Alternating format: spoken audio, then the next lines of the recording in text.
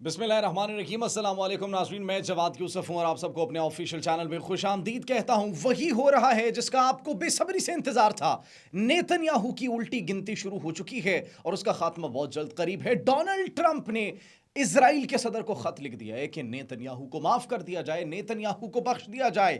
لیکن ناظرین, ایسا ہونے والا نہیں ہے. صرف یہی نہیں بلکہ بھارت نے خود اب اس بات کو تسلیم کر لیا کہ دہلی میں جو حملہ, جو انسیڈنٹ, جو بلاسٹ ہوا تھا, اس کے پیچھے پاکستان ملوث نہیں ہے. گودی میڈیا کے ساتھ ساتھ کرناٹکا کے منسٹر نے بھی ایک بہت بڑی سٹیٹمنٹ جاری کر دی ہے. بھارت کے اوپر بڑے پیمانے پر امریکہ نے پابندیاں لگا دی ہیں. اب بھارت ہتھیار نہیں بنا سکے گا کیونکہ بھارت سے اس پوری دنیا کو خطرہ ہے. یہ ہم نہیں کہہ رہے, یہ امریکہ کہہ رہے, اور امریکہ نے اسی کو مد نظر رکھتے ہوئے بھارت کی متعدد کمپنیز پر, اسلحہ بنانے والی کمپنیز پر پابندی کا اعلان کر دیا ہے. صرف یہی نہیں ناظرین, بلکہ بھارت کا ایک اور پلان, ایک اور ان کی چال ناکام ہو چکی ہے. اب بھارت پاکستان کو تو یہ کہہ چکا ہے کہ پاکستان انوالو نہیں تھا, لیکن اب دہلی کے حملے کے بعد اب بھارت ترکیہ تک پہنچ گیا ہے.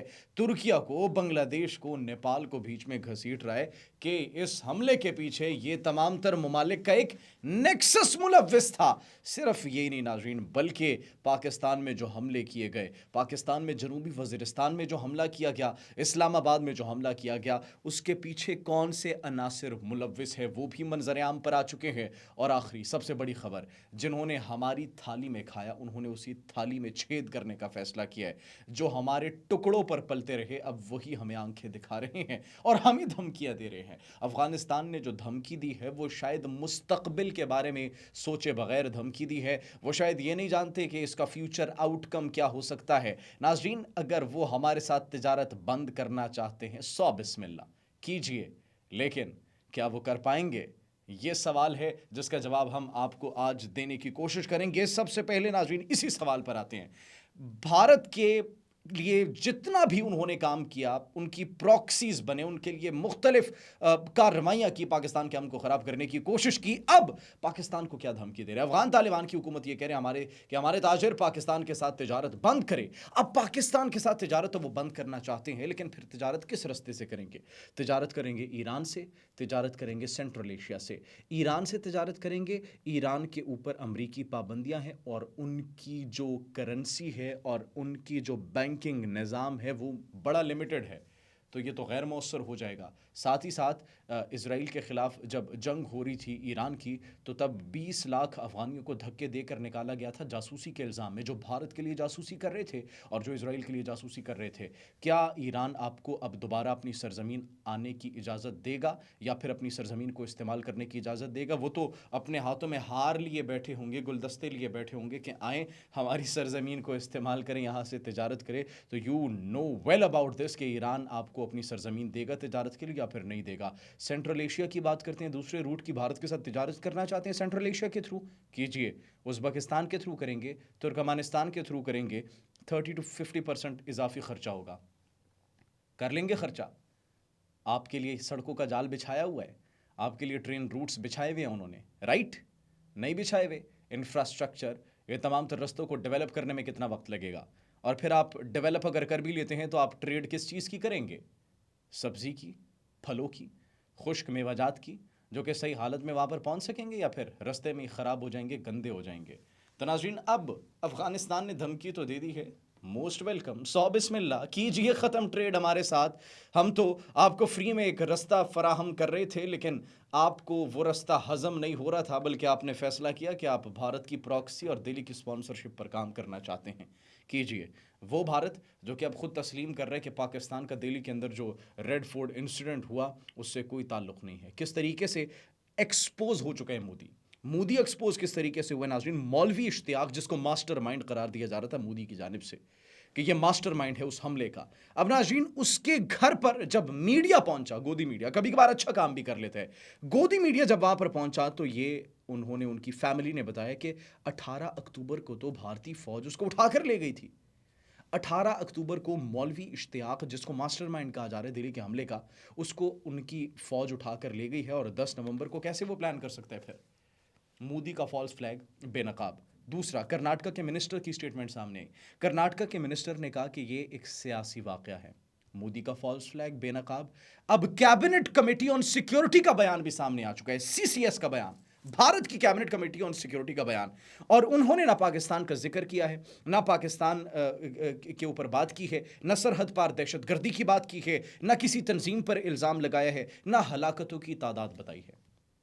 उन्होंने इस इंसिडेंट को एक दहशतगर्द वाक़या करार दिया है, तशद्दुद का अमल करार दिया। पाकिस्तान खैर मकदम करता है आपकी स्टेटमेंट की, लेकिन अब अगर इसके पीछे हम देखें कि क्या वजूहात हो सकती है, तो ये अंदरूनी अनासर का रद्द-ए-अमल या फिर इंतखाबी मकासद के लिए रचाया गया एक ड्रामा था, जो कि खुद आपके सहाफ़ी कह रहे हैं कि मीडिया, गोदी मीडिया कन्फ्यूज़ है कि उन्होंने इसको एक ड्रामे के तौर पर प्रेजेंट करना है या फिर पाकिस्तान पर इल्ज़ाम तराशी जारी रखनी है। और उन्होंने फिर ये कहा भी सहाफ़ियों ने भारत के कि मोदी को चाहिए कि वो अपनी नाकामी को, इस सिक्योरिटी फेलियर को तस्लीम करे और तस्लीम करे कि ये एक स्टंट था बिहार के इलेक्शंस को जीतने के लिए। तो नाज़रीन, अब देखते हैं कि मोदी सरकार इस बात को तस्लीम करेंगे या फिर नहीं करेंगे, लेकिन बिलाखिर मोदी जो है वो बड़ा एंटरटेन कर रहे हैं पाकिस्तान को, स्पेशली हमें भी बड़ा एंटरटेन कर रहे हैं। पहले पाकिस्तान पर इल्ज़ाम तराशी का सिलसिला बगैर किसी सबूत, शवाहिद और ठोस जो है वो प्रूफ्स के उन्होंने लगाया। अब इसमें तुर्किया को इन्वॉल्व कर दिया, बांग्लादेश को इन्वॉल्व कर दिया, नेपाल को भी इन्वॉल्व कर दिया, इनके नेक्सस को जो है कहा कि ये बीच में इन्वॉल्व थे। लेकिन नाज़रीन, हम आपको बताते चले कि इसके पीछे मोदी सरकार के ताने बाने हो सकते हैं, क्योंकि उनकी गिरती हुई मकबूलियत को ऐसे स्टंट्स ही बचा सकते हैं। पाकिस्तान के अंदर जो हमले हुए नाज़रीन, पाकिस्तान के हमलों के पीछे जो मुलव्विस था वो भी मंजर-ए-आम पर आ चुका है। लेकिन पहले आपको भारत के लिए एक और बुरी खबर देते हैं। भारत की एक और बुरी खबर ये है कि अमेरिका ने कुछ पाबंदियां आयद की है, 32 जो है इदारों पर पाबंदियां आयद की गई है और उनमें भारत भी मौजूद है। ख़तरनाक वेपन्स, ड्रोन्स और रॉकेट्स और हथियार जो है तबाही फैलाने वाले जो कुछ मिसाइल्स और कुछ वेपन्स हैं, उनके ऊपर, उनको बनाने वाली कंपनीज़ और इदारों पर पाबंदी आयद की गई, जिनके अंदर भारतीय इदारे भी मुलव्वस हैं, ईरान के इदारे भी मुलव्वस हैं और मुख्तलिफ़ कंपनीज़ हैं और मुख्तलिफ़ ममालिक हैं। लेकिन अब भारत के लिए ये एक बहुत बड़ा धचका है कि अब उनको इन पाबंदियों का सामना करना पड़ रहा है। Now what's the reason behind this? सवाल एक जहन में आता है कि आखिर अमेरिका ने इन पर पाबंदी क्यों लगाई है? अमेरिका ने पाबंदी इसीलिए लगाई है क्योंकि दहशतगर्द ग्रोहों और उनके हिमायतियों को ये ख़तरनाक वेपन्स और असलहा फ़राहम किया जाता रहा है। दैट्स द रीज़न इन इदारों पर पाबंदी लगाई गई है। मतलब अब एक बात तो वाज़ेह हो चुकी है कि भारत जो कि दहशतगर्दी का राग अलापता था कि हमें इसका सामना करना पड़ रहा है पाकिस्तान से है, अब अमेरिका के इस डिसीजन के बाद आप खुद ये सोचिए कि दहशतगर्दी को सहूलतकारी फराहम करने वाला मुल्क और कंपनीज कौन सी हैं। ये फैसला हम आप पे छोड़ते हैं। अब बात करते हैं एक और भारत के जो प्रोपेगेंडे है, एक प्लान है, उसकी नाकामी की। श्रीलंका को बड़ा कहा जा रहा था, बड़ा प्रेशराइज किया जा रहा था, पाकिस्तान से भाग आओ, निकल आओ यहाँ से, हालात ख़राब है, दिस एंड दैट। पाकिस्तान में खेल रहे हैं, श्रीलंकन क्रिकेट टीम पाकिस्तान में मौजूद है, खेल रही है and they are enjoying it. इनकार कर दिया भारत को। अब आते हैं पाकिस्तान की तरफ। पाकिस्तान में जो हमले करवाए गए जनूबी वज़ीरिस्तान में, जनूबी वज़ीरिस्तान के बाद इस्लामाबाद में जो हमले करवाए गए, अब उनके हवाले से एक बड़ी अपडेट ये है कि उनके पीछे जो लोग मुलव्विस थे वो गिरफ़्तार हो चुके हैं। वज़ीर दाखिला मोहसिन नकवी की जानिब से एक बहुत बड़ी स्टेटमेंट सामने आई है और उन्होंने कहा है कि जो लोग गिरफ़्तार हुए हैं उनका ताल्लुक़ अफ़गानिस्तान से है। Now there is one thing that is very clear नाज़रीन, क्या कि अब जो अफ़गानिस्तान है वो भारत की गोद में बैठा हुआ है और भारत वो इज़राइल की गोद में बैठा हुआ है और ये तीनों ममालिक जो है पाकिस्तान को डिस्टेबलाइज़ करने के लिए काम कर रहे हैं। तो दैट्स एक्चुअली दोज कंट्रीज़ जो कि पाकिस्तान में जो है तरक्की नहीं देखना चाहते, पाकिस्तान को स्टेबल नहीं देखना चाहते।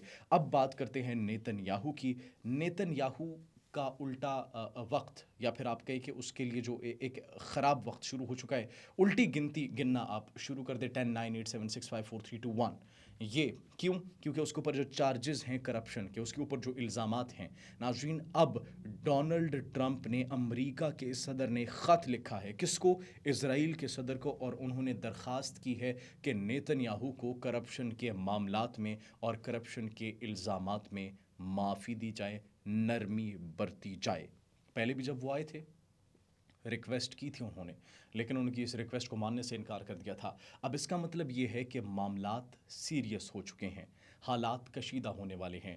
नेतन्याहू के ऊपर जो ट्रायल्स हैं उनकी अपनी अदालतों में وہ بڑھنے کا امکان ہے, وہ بڑھنے کا خدشہ موجود ہے. That's the reason Donald Trump اب اس میں کود رہے ہیں. وہ یہ کہہ رہے ہیں کہ یہ ہمارے دشمن ایران کے ساتھ جو ہے مقابلہ کرنے میں ہماری حمایت کر رہے تھے نیتن یاہو, تو ان کے اوپر جو کیسز ہیں یہ صرف اور صرف سیاسی وجوہات کی بنا پر ہے, اسی لیے ان کو جو ہے وہ رہائی دی جائے اور ان کو معافی دی جائے. اب صرف یہ نہیں ناظرین, بلکہ پاکستان کی ایک ڈیل بھی ہوئی ہے برازیل کے ساتھ. That's actually a game changing deal.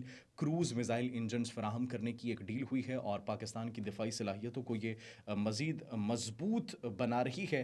اور اس کے ساتھ ساتھ جو بھارت ہے, بھارت کی پریشانیوں میں اضافہ اس لیے ہو رہے ہیں ناظرین کیونکہ ان کی جو ڈیلز ایک تو ہمیں کینسل ہوتی ہوئی دکھائی دے رہی ہیں, ان پر پابندیاں بھی عائد ہو رہی ہے. ساتھ ہی ساتھ دہرادون ایئرپورٹ پر ان کا سخوئے 30 MKI یہ ان کو گراؤنڈ کرنا پڑا ہے کچھ ٹیکنیکل ایشوز کی وجہ سے ناظرین. تو یہ آپ ان کی کیپیبلٹیز کو بخوبی دیکھ سکتے ہیں کہ what they are capable of doing. ناظرین آپ اس بارے میں کیا سوچتے ہیں؟ کمنٹ سیکشن میں اپنی قیمتی رائے سے ضرور آگاہ کیجیے گا. اپنا بہت خیال رکھیے. اللہ نگہبان.